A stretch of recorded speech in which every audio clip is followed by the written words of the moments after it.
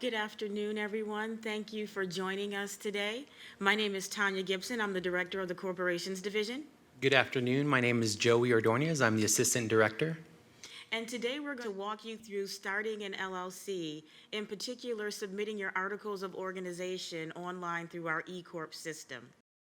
To form a limited liability company or an LLC, you'll need to file articles of organization with us. The technical requirements for forming an LLC can be found in the Arizona Revised Statutes, Title 29, Section 3201, and subsequent sections. We will delve deeper into the requirements during our E-corp demonstration, and shortly we'll talk about the meaning of some of the terms I'm about to mention. But generally speaking, the following are required to form an LLC. One or more organizers, that's the person that's actually starting the LLC. A name that is distinguishable from any other name in use in Arizona. A physical street address for the business, and that's what we call the principal or business address. We need a statutory agent with a physical street address and a mailing address. Both are required. We also need acceptance of the statutory agent's appointment. So when you designate someone as your statutory agent, we need verification that they have agreed to accept that designation. And the last requirement is members and/or managers. Generally speaking, members own an LLC and managers run the day-to-day business. Now let's talk about some of the terminology we just used. What is an organizer? As I said before, an organizer is the person or persons who have formed or organized the LLC. A member, generally speaking, is the person or persons who own the LLC. A manager, generally speaking, is the person or persons that run the day-to-day operations of the business. Now, when you file your articles of organization with us, you have to tell us whether you're going to be manager managed or member managed. What does that mean? Member managed means that the management of the LLC is reserved to its members. Manager managed means that the right to manage the company is vested in the managers. The next definition we'd like to talk about is the principal address. As I said before, this is the business or principal address. This is the address of the LLC, and that address can be in Arizona, it can be outside of Arizona, it can be a P.O. box, it could be a personal mailbox. And finally, the statutory agent. The statutory agent is the person that acts as the agent of the LLC, and that person is authorized to receive service of any process, notice, or demand required or permitted by law to be served on the company. So that's a pretty important position. A couple of things to keep in mind during the filing of your articles of organization and shortly after. So once your articles of organization are filed, we require that you publish those articles of organization. This is what we refer to as notice of publication.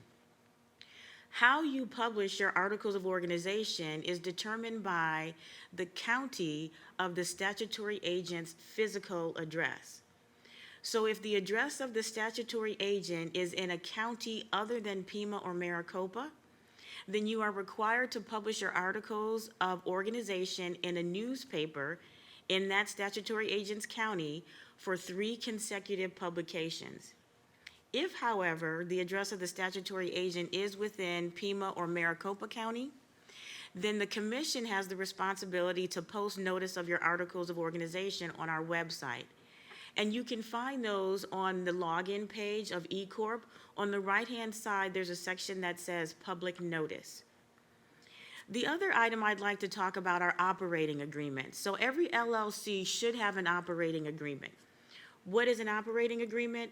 An operating agreement governs the relationship between the members and managers of the LLC. It governs their rights, responsibilities, and duties. So it's a very important document for the LLC to have. However, operating agreements are not filed with the corporations division. Even if you were to provide us with a copy of those operating agreements, we would not file those in our E-corp system. And with that bit of background, let's get started on showing you how to file your articles of organization online through our E-corp portal. Thank you so much, Tanya. Great definitions and terminology. Just a couple of comments before we begin. If you have any questions during the presentation, please feel free to use the chat feature.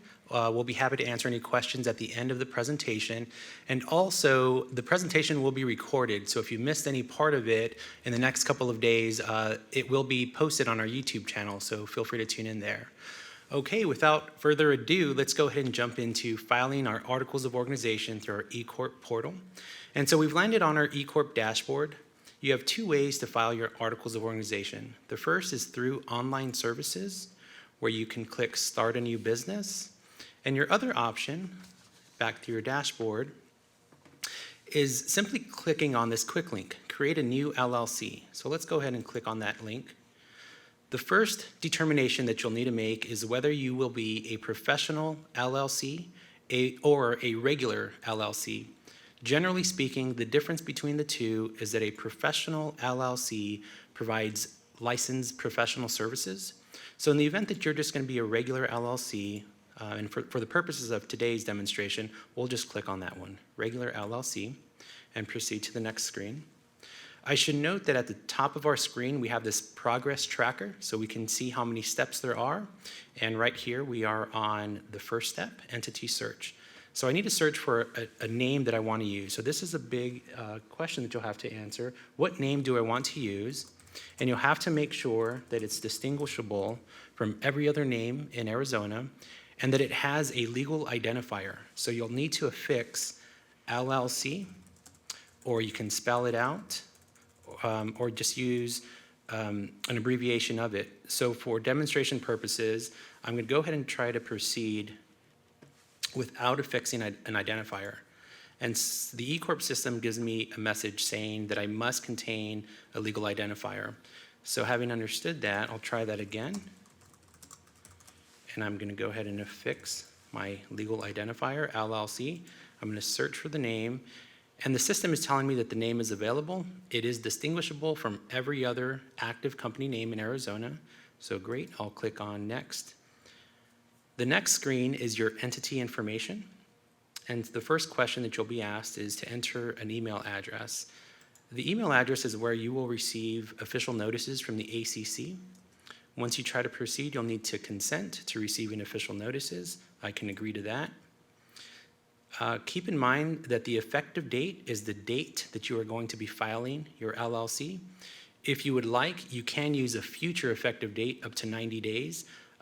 Again, for the demonstration, I'm just going to use today's date and the date and the time that I started my LLC application.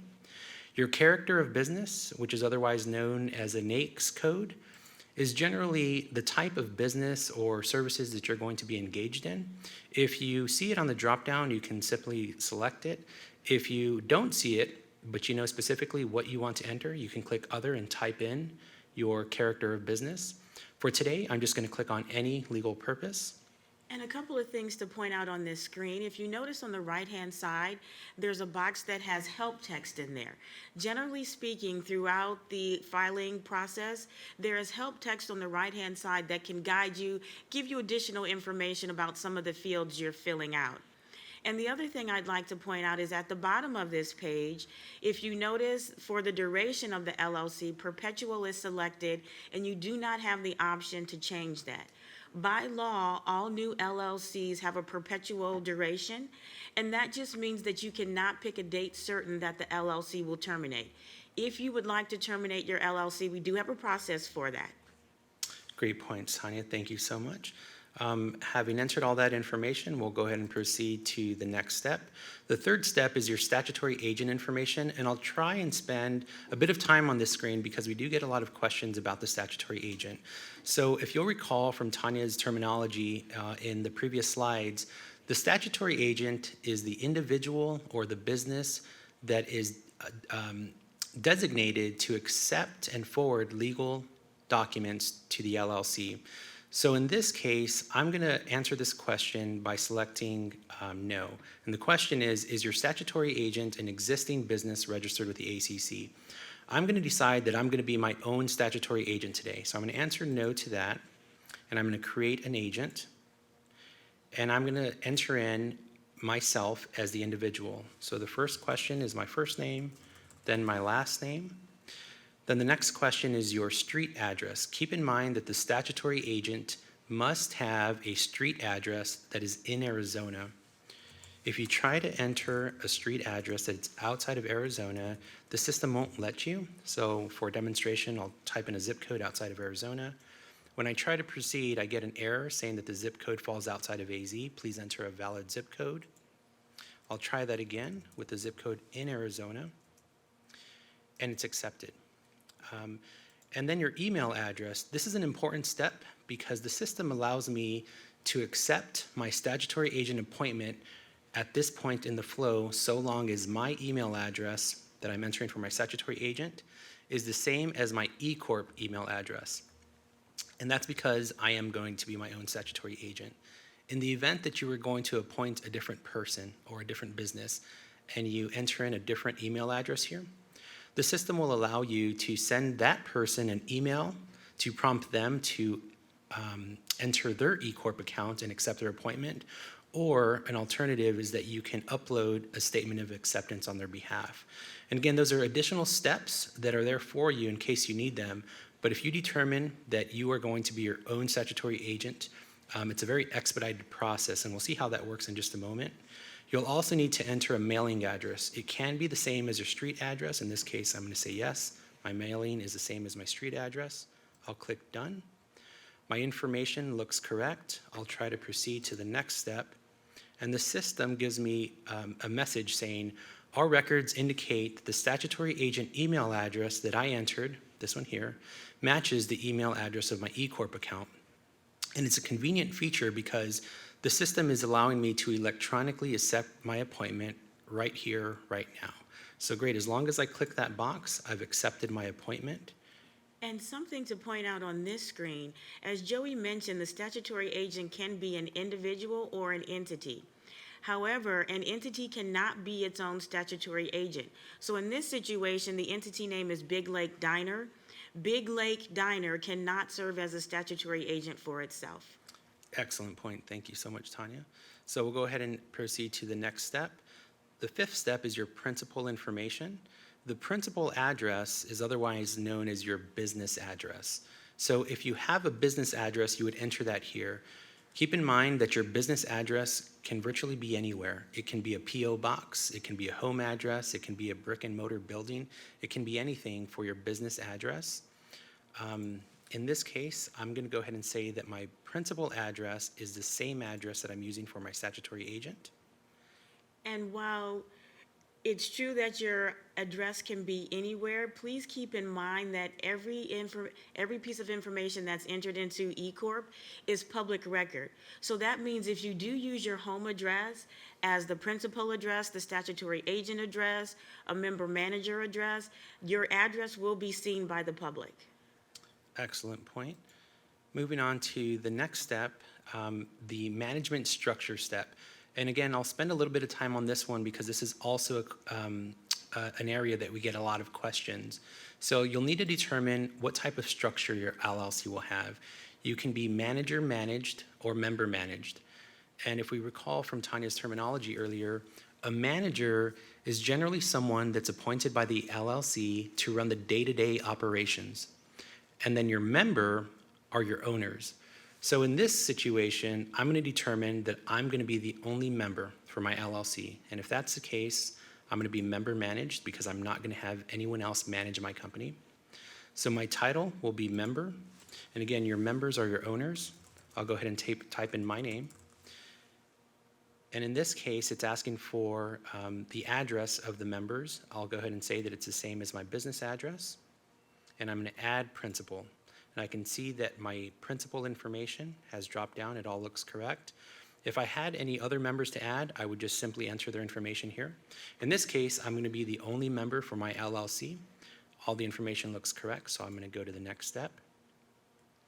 The next step is your organizer information. The organizer is the person that forms the LLC. And in this case, I am forming the LLC. So again, I'll type in my information. The required fields are only your first and last name, Your address is optional as the organizer. Because I've entered the required fields, that's all that I'm going to enter. I'll click on Add Organizer. My information drops down correctly, and I'll move on to the next step. This screen is an option where you can upload a document. Something to note is that filing articles of organization online is an automatically approved filing. In other words, so long as you file online and you do not upload any documents, this filing will be automatically approved. So to avoid staff having to review it, I'm going to make the selection to allow the E-corp system to generate my articles of organization. So the question is, do you want to use the E-corp articles as your official document? I'm going to select yes. And again, keep in mind that if I wanted to upload something, the document would no longer be auto-approved because staff have to review what document was uploaded. So again, I'm going to allow the E-corp system to generate my articles for me. It's an important step to keep me eligible for an automatically approved document. We'll move on to the next step, your signature screen. The statement is indicating that you need to attest that all the information is true and correct to the best of your knowledge. I can agree to that. The organizer signature, the person who is organizing the LLC will type in their name. Your title selection, you can choose from organizer or authorized agent. Authorized agent will be if you are signing on behalf of somebody else, or if you are authorized on behalf of this LLC to file or organize the company. And in this case, I'm going to be my own organizer, so I'll select that title and add. Information, title looks correct. I'll move on to the next screen. And almost at the finish line, we've arrived at the review screen. So this is an opportunity to review all the information that I've entered on the previous steps. My entity information, the effective date, effective time, the character of business, all the information looks correct. My statutory agent, the name, the address, email address, everything is looking good. So again, you want to make sure that you thoroughly review each line to make sure everything presents correctly. If you notice that you made an error, you can simply edit that field by selecting the edit button on the side of the screen here. So having read through everything and I've determined that everything looks great, I can proceed to the next steps, go to payment details. First, a prompt, I need to acknowledge that the ACC will not receive my submission until the statutory agent electronically accepts their appointment. If we recall, during the statutory agent step, I selected the box that said I am my own statutory agent, and so therefore I can acknowledge that I've already done that. And after I do that, I land on the payment screen. And keep in mind, because this is an online filing, I did not upload anything, and these are articles of organization, the only option to select is expedited. The other options aren't available to me. And the expedite is $35, but again, the benefit is that this filing will be automatically approved. Your articles of organization by law are $50. The expedite fee is $35. The grand total is $85. Add to shopping cart to move on. Make sure the information presents correctly. It does. Move on to checkout. And here I have two options for payment. The first option is a mod account or a money on deposit account. If you wanted to set up a money on deposit account with the ACC, there's an option in your dashboard to do that. And it's basically an area where you can deposit money and the E-corp system will hold that money so that you can use for future filings. For today's purposes, I will just pay with a credit card. I need to first acknowledge that all payments are non-refundable pursuant to law. I'm okay with that. And I've arrived at the payment screen. I'm going to go ahead and type in my information. And keep in mind, this is all fake information, so no need to jot this info down. And it's important to know that currently we only accept Visa or MasterCard. We do not accept Discover or American Express. Great point. And here with my information, it does ask for a phone number and an email address. Your email address is really important because that is where you will receive an electronic receipt of the payment today. So make sure that your email address is correct. As Tanya mentioned, we accept Visa and MasterCard. I'll go ahead and type in my information.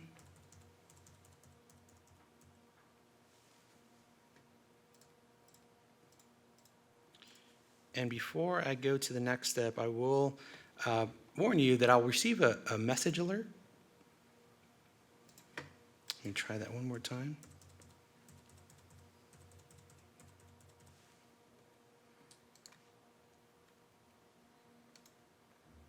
When you do your filing, you will not receive these alerts, so no need to worry about those.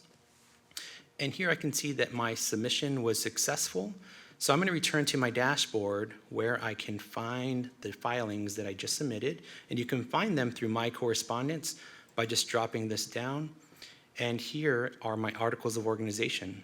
If I click on my articles of organization, I can see that they were received and filed. And this is an important stamp to indicate the date that I submitted the document and the date that they were filed. It's always good practice to review your articles of organization to make sure all the information is correct. Everything looks great. And so there we have it. We can see that I've successfully filed my articles of organization, probably in about 10 minutes here while I was doing some talking. So I hope that that tutorial was really helpful for you. Yes, thank you for that step-by-step walkthrough of filing your articles of organization, Joey. I'm sure that demystified the process for a lot of people. We will get to our Q&A shortly, but before we do, I just wanted to talk about some ways we would like to keep in touch with you. So if you want or need to see this webinar again, as Joey mentioned earlier, it has been recorded and will be available on our YouTube page. The link to our YouTube page is listed on the slide. Also, keep an eye out in your email because we will have additional webinars on other topics related to filings with the Arizona Corporation Commission. So stay tuned. And finally, if you have any questions, any concerns, please feel free to email us at answers@azcc.gov, or you can call our call center at 602-542-3026.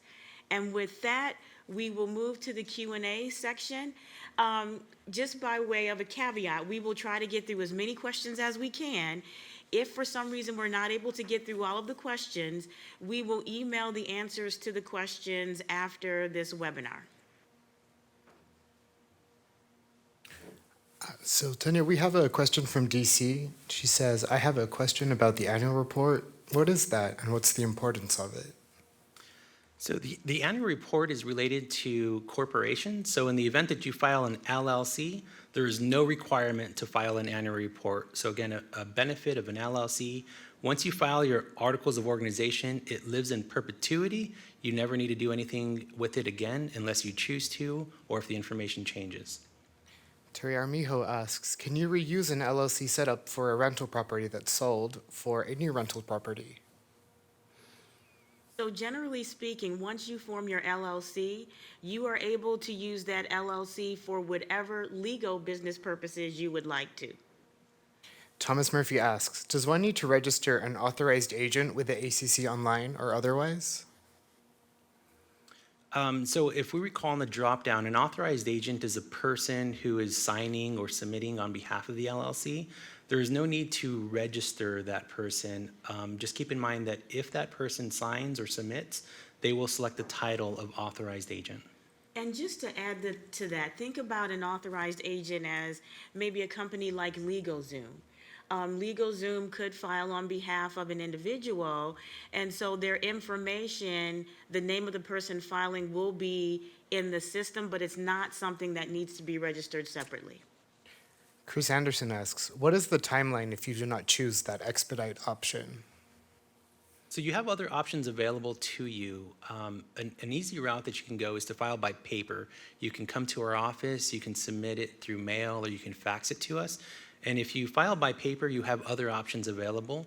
You can select regular processing time, which generally takes about 2 weeks or about 15 business days.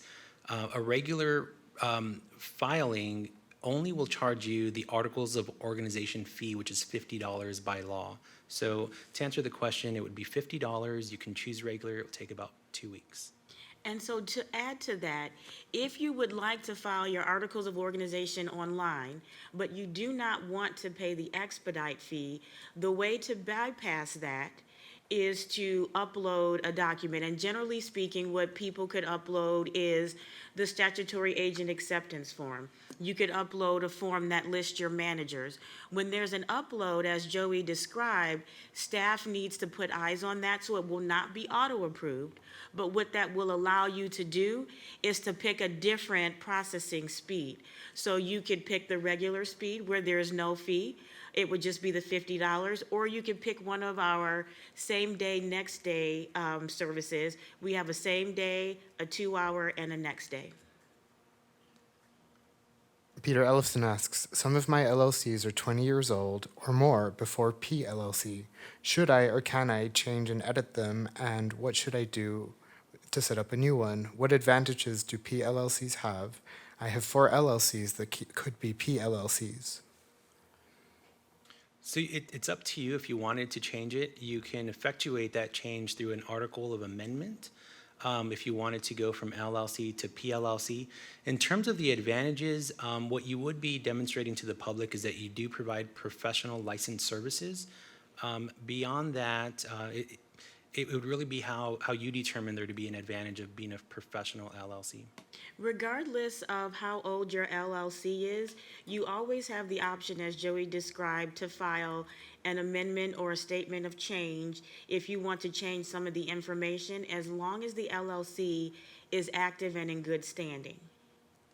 Keith Hagan asks, my statutory agent retired. How do I change agents when I don't have access to the old agent? So you don't necessarily need access to the old agent. As an authorized person who's able to file on behalf of the company, in this case you would be, you can simply do that through a statement of change or articles of amendment where you would set forth who the new statutory agent is. Margie Schaefer asks, how can I terminate an LLC? So that's a flow that is available online. If you would like to terminate the LLC online, you would go to Online Services, and there's a blue button that says Withdraw, Terminate, or Dissolve My Business. You would click on that, and that would guide you through the termination process. You could also terminate the LLC by paper. You could mail that, or you could bring that in or fax it in to us. And just to quickly piggyback on that, if you decide that you're going to end or terminate your LLC, it is definitely a good practice to file articles of termination. If you just simply don't engage in business anymore, but your business is still out there, technically it's active, you might subject yourself to business identity theft. So again, it's always really good practice to technically terminate your business through articles of termination if you're no longer engaged in that. Excellent point, Joey. Trina Bates asks, will one rental property set up through an LLC require a transaction privilege tax license? So that question is out of the purview of the Arizona Corporation Commission. We would recommend that you contact the Department of Revenue. Matthew Holm says, thank you for this helpful information. The amendment process can be difficult at times. We would like written guidelines. What is the requirement to upload a PDF with filings without these guidelines? I'm not sure if the paper forms are the PDFs. This feels redundant. Please advise. Yeah, it's a great question. Articles of amendment is a document if you want to make changes to the information of your LLC. And I certainly recognize that it can be cumbersome at times. If you file online, just keep in mind that there's 2 main components. The first is to enter the information online, right? Answer all the fields that you're being prompted to. And then secondly, you'll need to upload a text of the changes that you're making. In other words, upload a document that supports the changes that you just entered online. It can sound duplicative, and it is, but that is what the requirement is as of now. 2 important notes that I'll go ahead and say. One of our future webinar ideas is articles of amendment. So stay tuned for that one. That's an important one, and we are looking forward to that one. And then secondly, in the future, we hope to make that process a little bit more efficient. And so we're in the works of determining how can we make that process, articles of amendment, more convenient and more easy for the public. So that is in the works. Thank you. Nancy Bugatti asks, what if the entity has their own form of articles of incorporation they want to use? Can that signed form be uploaded, or will it be system generated? That is a great question. If you would like to use your own articles, what you would do, you still need to type in the information throughout the flow as Joey did. However, when you got to the upload screen, you would upload your own articles of organization. And what would happen is it would go into the work queue to be processed. And once that filing is approved, only your upload will remain. So what you typed in will go away, and you will not see that PDF that Joey showed you at the end. You will see whatever document you uploaded. One thing to keep in mind, if you are going to upload your own articles of organization, the information in the articles of organization needs to match what you typed in. So for example, if you typed in the statutory agent is Mickey Mouse, and in your articles of organization that you uploaded, you type Jane Doe, the staff is going to reject that because they don't know which one is the one that is supposed to be. So just make sure the information is consistent. Louis Rodarte says, I have a corporation now, but I'm interested in changing to an LLC. Is it possible to change my LLC corporation or my corporation to LLC, or do I need to close the corporation and open an LLC? So an option that you have is a statement of conversion where you would be converting from a corporation to an LLC. On our website, there are forms that help facilitate that. It can sound like a cumbersome process, but the documents to file are pretty straightforward. It would be helpful to call our call center and they can help walk you through that process. Jordana asks, is there a penalty if the publication is not filed on time? Since the publications are uploaded documents, it goes under review. However, sometimes these take a month to receive a response. I've had one be rejected before when filing the review. Could it be over 60 days? So I will tell a secret or two at this moment. Technically, by statute, you need to publish your articles within 60 days of the articles of organization being approved. Because we are a ministerial filing agency, which means we don't have the power to investigate or enforce whether or not you have actually done that. If you were to file, let's say 90 days later, there is no tangible effect. We don't monitor that on a daily basis. It is, however, a absolute requirement to get the publication done, but I would not fret over not getting it done within the 60 days. As soon as you get it, just make sure you file it with us. There will be no penalty, meaning there's no fine. The only time it would be an issue is if it is reported to us that there were no affidavit of publication filed, and then you would get a letter to your statutory agent indicating that we don't have that affidavit, and you would need to comply with that requirement. Ana Rojas asks, does an apostrophe make a difference in the legal name of a business LLC? It does not. So punctuation such as a period, an apostrophe, a comma does not make a difference. Jeffrey Coe asks, how do I change a principal manager to a principal member? So in order to change a manager to a member, okay, so that if you have managers and members, that necessarily means that your manager managed, and you have the ability to file an amendment, and you will have the option to change that person's title. If you had a member-managed LLC, your only option for a title is member, so you cannot designate someone as a manager without filing an amendment to change the management structure type. Kara Simpkins says, thank you guys, this was excellent. The step-by-step tour was very, very helpful. Will the presentation slides be sent out? I'd like to share this presentation with my colleagues. We can send them out via email, that's not a problem, but keep in mind we're going to upload this recording, which includes all of the slides and the step-by-step tutorial, to the ACC's YouTube channel, so you can find it there 24/7. And DC's ending with the comment, this has been so helpful. Thank you so much. Oh, thank you. It's been a pleasure, thank you so much. Yes, and as we said, please stay tuned. We will email again when we are having our next webinar, and stay tuned for the topic. Thank you so much, and have a great day, everyone. Thank you.